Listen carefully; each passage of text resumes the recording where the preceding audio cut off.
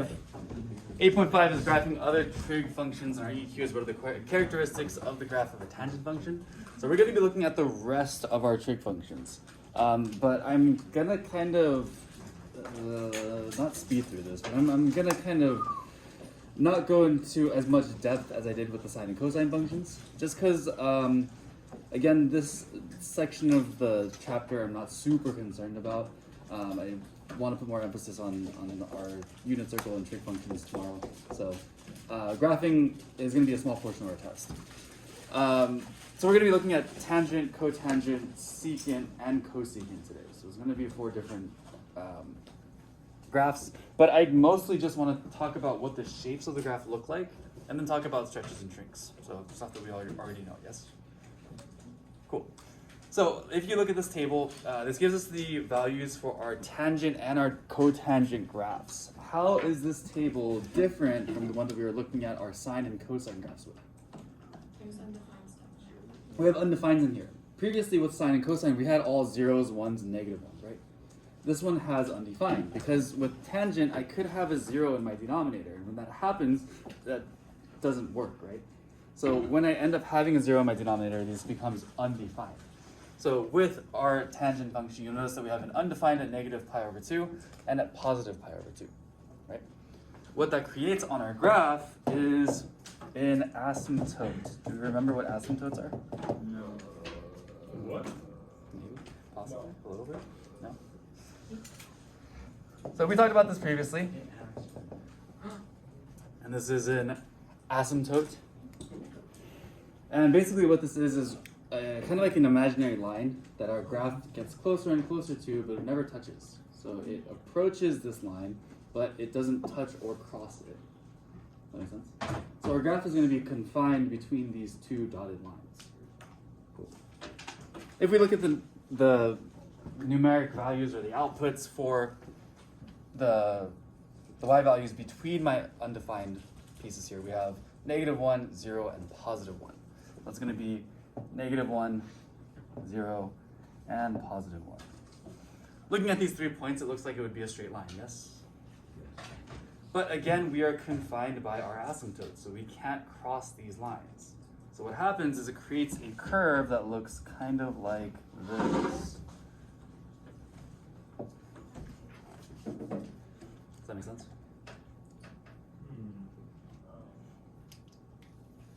And this curve is going to keep repeating to the left and to the right of this point here. So I'm going to have a bunch more on the right side and an infinite amount on the left side. Cool. And to kind of show you what it looks like on Desmos, because Desmos always looks nice, is this. Tangent function, and it's going in both directions. Cool. So our cotangent function is going to look slightly different. Just by looking at our values on our table, how is our cotangent going to be different? Do we see anything that's different about this? The undefined are different spots. Yeah, both of those are correct. The undefines are in different spots, so our asymptotes are not in the same spot. And if we look, They kind of switch. they kind of switch, right? Our undefined, we had -1, 0, +1. Our undefined, we have +1, 0, -1. Which makes sense because cotangent is the inverse of tangent. So our graph should kind of be the opposite. So if we look at this, we have a asymptote right at 0. And I forgot to label these, sorry. We call these asymptotes.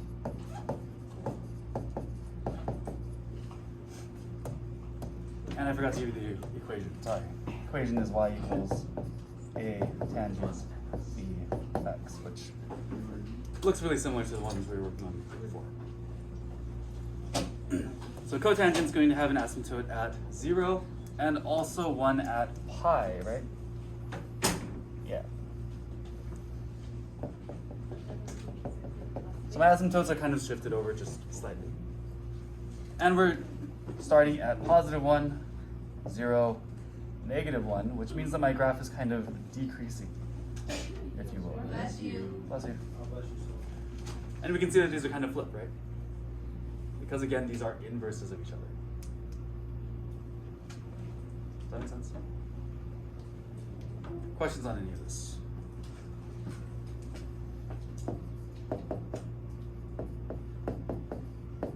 Our equation is a cotangent b of x.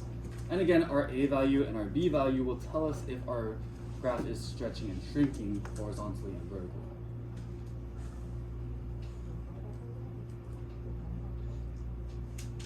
Good. So I want to show you guys what our stretches and shrinks look like visually so you guys can see them. I'm going to show you on Desmos, so I'll go back to this, but for now, nice thing is I can add these sliders to my function, so I can add an a value here, and I can add a b value here. And Desmos is great because it says add slider for all, and I get these sliders that let me show you what a stretch and shrink looks like. If I have a vertical stretch, what's happening to my graph? Straight.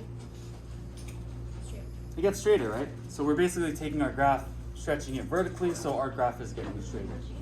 If I have a vertical shrink, then my graph is getting, they're kind of squishing down, right? That curve becomes more prominent. So vertical stretches and shrinks kind of change the curve. It's either more of a curve or less of a curve. That makes sense? When I'm horizontally stretching and shrinking this, my shrink is going to push these guys closer together, kind of like an accordion, shrinking them together horizontally, so there's more of them in a single space. If I stretch this horizontally, then these get further and further apart. Does that make sense? Cool? Cool. Okay. Are we good with this? Can I scroll up? Not yet?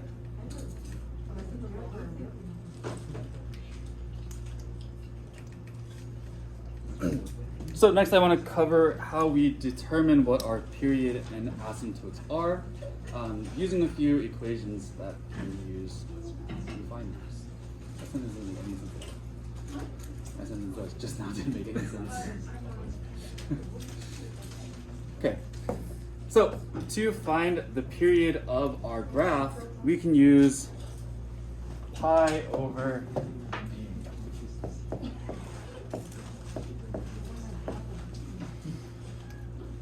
So pi over the absolute value of b gives us our period. Tells us when our graph starts, or I guess when our graph ends from the starting point.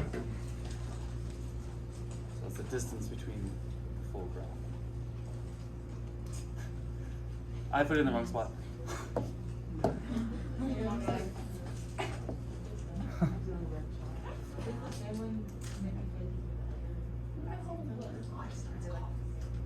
The asymptotes are going to be a little different. Well, at least for tangent. The cotangent is the same. So, finding our asymptotes for tangent functions. So if I'm looking at a tangent function, these occur at plus or minus pi over 2b.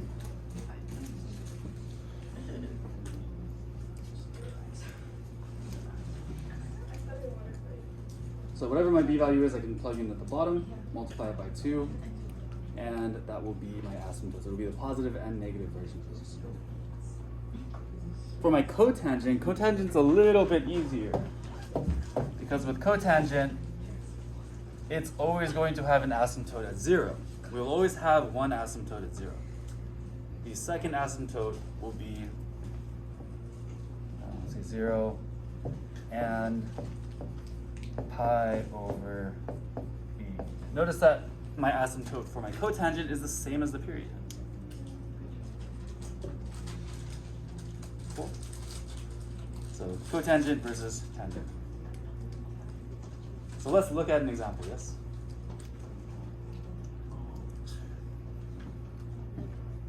Sorry, am I going too fast? You're just right.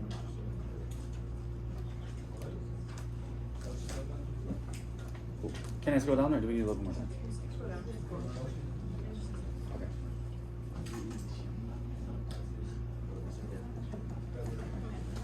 So take a look at this example. We want to identify our asymptotes and our period, and we also want to describe the transformation. So do we have a stretch or shrink, so on and so forth. looking at this, what is my A value?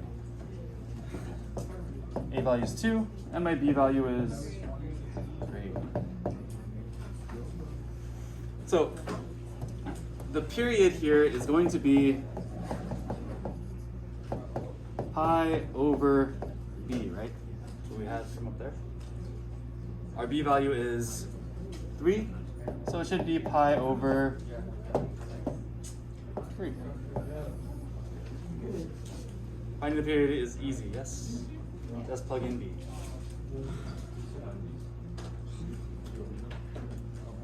Looking for our asymptotes are going to be a little bit more involved, but just slightly.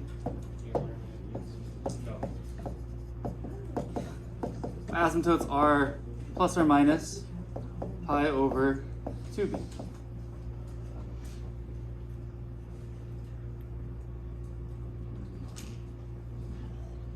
So again, I got these equations from that previous page, and I'm just plugging in my b values.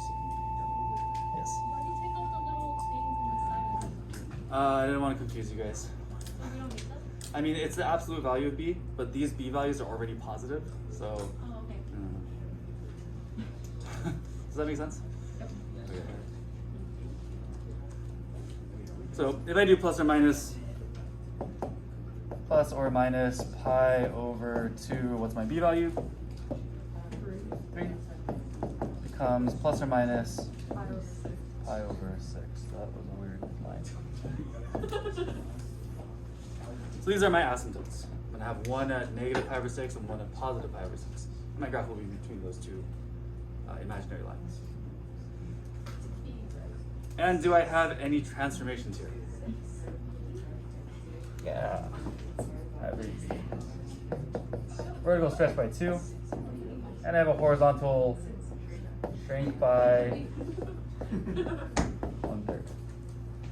I don't need to talk about that too much, right? Or transformations at least.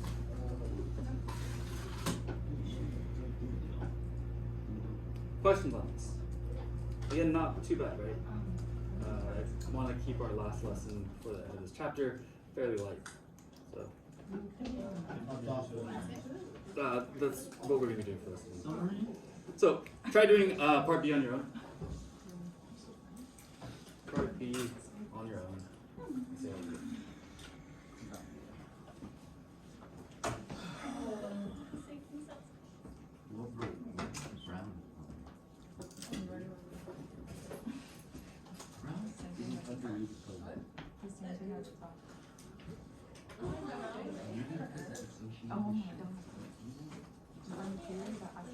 What did you do first? Theory?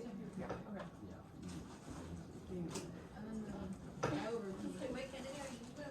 That's the equation.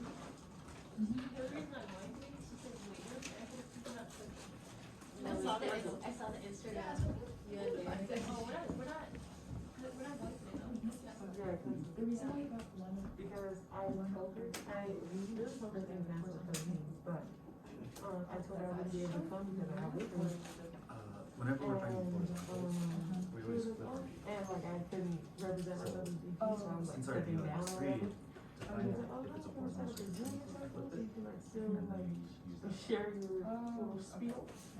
And I was like, oh no, I really gotta focus on track practice and and it was really, really nice. It was super sweet. No, you really should. I'm sorry, I'm just not doing it right.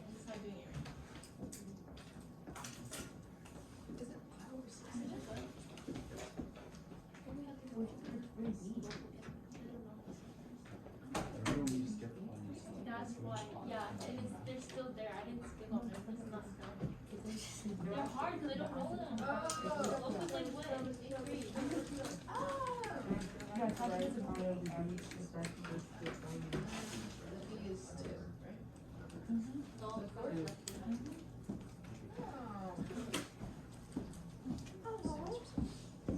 and I'm just gonna write ask. I'm not ready to ask. So it's the same thing, V stretch by no, V stretch, H is the stretch. Yes. Okay. I think we've got this down, yes? What's our period here? Why is it 1/3? Pi over 2. I don't need to write out the stuff, right? It's just plug in the b. What's my asymptote going to be? Or what are my asymptotes? So it's plus or minus pi over 4, right? Why do I keep drawing that way? Right, because if we multiply 2 times our b value, that's 2 times 2 is 4. And do I have stretches or shrinks here? Vertical stretch. And horizontal shrink by 1.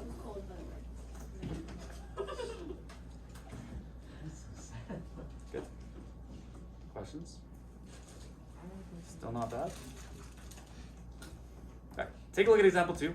This is slightly different because it's cotangent now.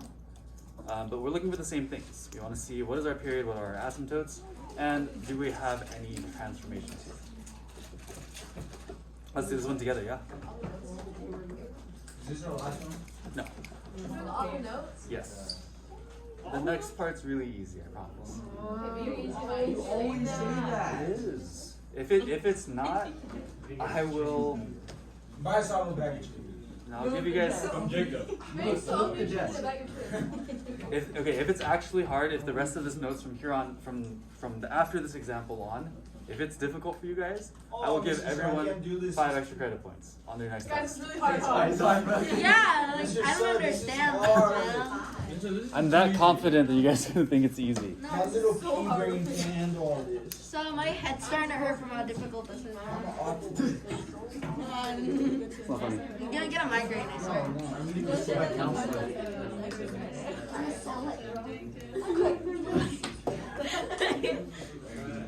Period here. What's our period? That's a great question. It's going to be pi over b, yes? Yeah. What's our b value? So you have to zip it and multiply. So we flip and multiply, yeah? Because we're dividing by a fraction. So we're doing pi times 2 over 1, which becomes 2 pi.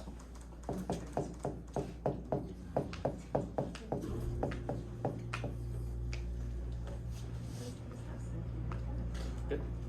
So you give us S point extra credit? Or? Yes. Asymptotes. What are my asymptotes for cotangent? 0.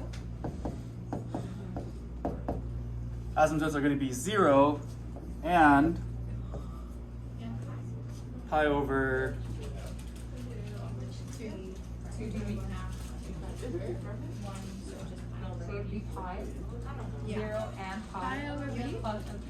0 and pi over b, yes.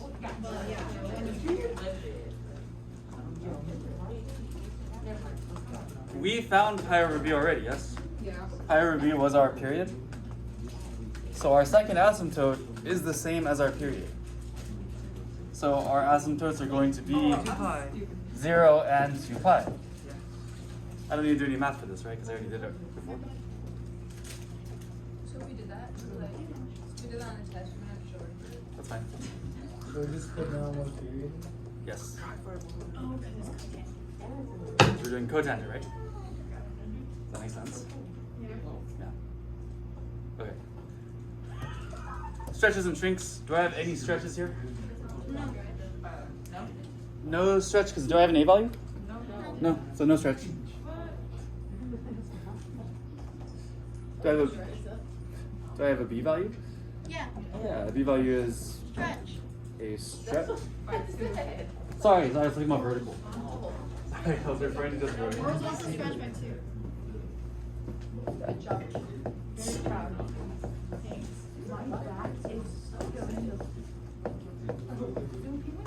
Horizontal stretch by 2. Because we again are flipping our B value. Good, good? Questions on this? So what? Penguins. Not fast. Good? I've You guys know never- penguins can't fly? No, we don't know that. I don't know penguins have tails. Okay, last little bit I want to cover is secant and cosecant and the graphs. This looks hard, Mr. Sun. It's not that hard. So,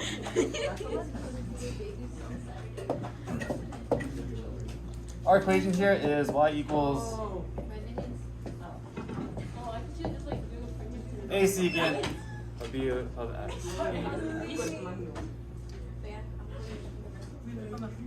And our cosecant is going to be the same, where we have a cosecant b x. And this is the same formula that we have for all of our other trig functions, yes? So we have our a value and our b value. And these are what our graphs look like. So again, because we have Desmos, I'm not super concerned about you guys being able to plot these. I just want you guys to understand some of the characteristics of this. Looking at our secant graph, what is that gray graph that they've included in the middle? Cosine, right? Remember that cosine and secant are inverses of each other. So what they did is they graphed out cosine and then used the maximums and minimums to create the graphs for secant. So basically, each maximum and each minimum is the kind of the vertex of these parabolas that we're drawing upwards. This also has asymptotes, yes? Where are the asymptotes? Same The sketchy. place. At the ends of the blue ones. Yeah, the. Yes, it is the dotted lines. In relation to that gray cosine graph that we have, though, where is it lining up with? Like in the middle of the curve. Oh, I see it. It's like the one, Over two. Or under two. like the ones we were doing before. It's like in the middle of it. Kind of, but you guys are also overcomplicating this. They're on the line. They are on my X-axis. x-intercepts. Right? You said it better. Yeah, you guys said it, it's just in a different way. So x-intercepts are where all of these asymptotes are. And the vertexes of each of these parabolas are at the maximums and minimums. Does that make sense? So again, Desmos to graph these because we can and we don't need to memorize how to plot these points. So same with our cosecant and sine graph. We graph out sine and then we can use the maximums and minimums to draw out these parabolas. Cool. The only thing I'm going to ask you guys for cosecant and secant are whether or not we have transformations. So take a look at this guy. Do I have an a value? Yes. Yes? Oh, yeah. A value is 2. Do I have a b value? My bad. No. So do I have a transformation here?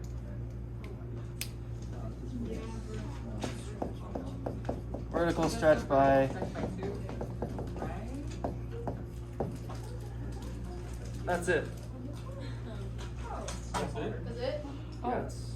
That's kind of hard. Bro, that's kind of hard. That's kind of hard. It's just, I don't know, man. Place it was gonna be the same. Try example 4 on your own. Identify your A and B value. Tell me if we have a stretch or shrink. Tell me if it's horizontal or vertical. Why do we need to do all the extra graphs? Why do we need a graph? Yeah. Why do we need to do all the Yes.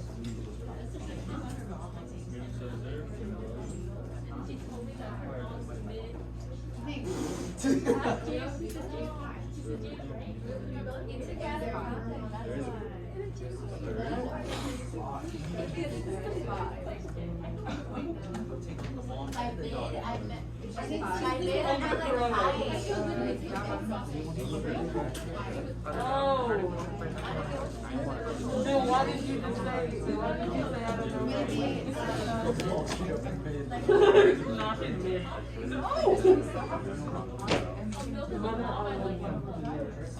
Oh, I didn't know that. A vertical. I thought you meant. She's like, Tell her happy birthday. I don't want any.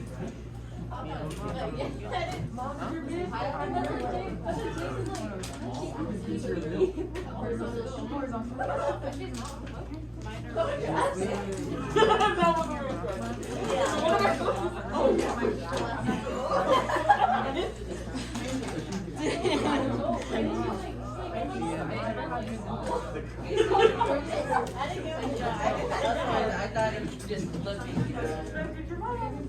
Yeah, I'm a go-kart. And on her birthday, then it's what? It's your fault It's for really not awesome. asking questions. She was like, you like, respect her, I expect her to be nice. But I need to I'll translate be like later. that. Back. Why do you came right here and look at it? Nah, she loves Wait, it. your mom? My mom, like, has body results, like, not Sorry. No. What's my A value? So what kind of transformation do I have? Vertical shrink by a factor of 1/2. Vertical shrink by 1/2. What's my B value? B value is pi. I can flip that, yeah? Becomes, Horizontal shrink by 1/5. so this is a horizontal Shrink. shrink by 1/5. Questions on this?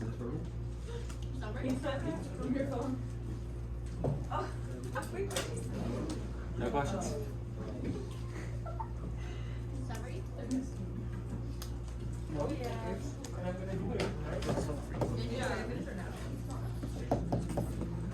This is the end of chapter 8, so you guys can turn in your notes now if you'd like to. They are due on Friday though. Can you